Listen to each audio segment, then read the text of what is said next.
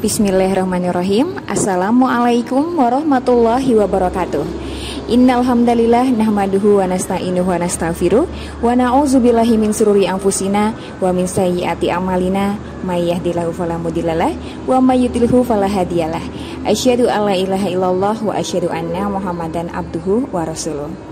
Anak-anak yang Ustazah sayangi, bagaimana kabarnya hari ini? Semoga anak-anak selalu dalam keadaan sehat walafiat dan dalam lindungan Allah SWT.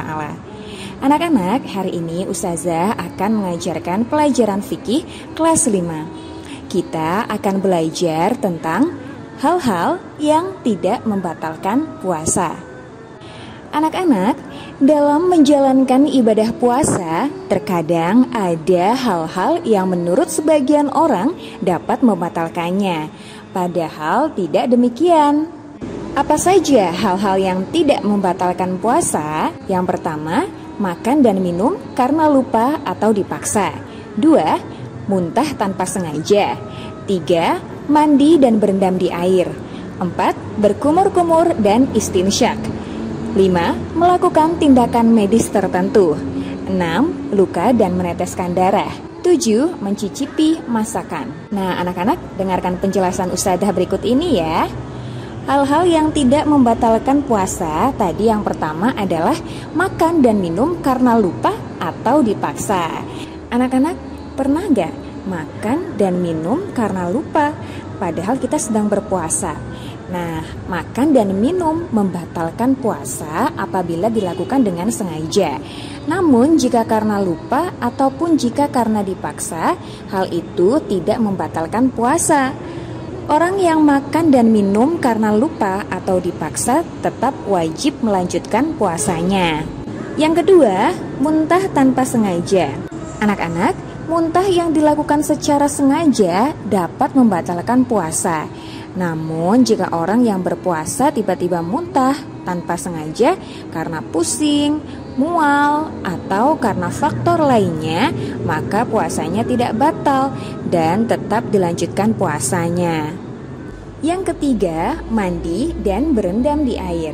Rasulullah Shallallahu Alaihi Wasallam pernah menyiram kepalanya dengan air karena panas atau dahaga ketika beliau sedang berpuasa.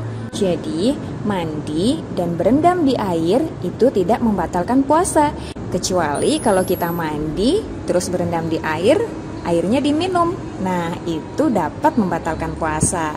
Yang keempat adalah berkumur-kumur dan istinsyak.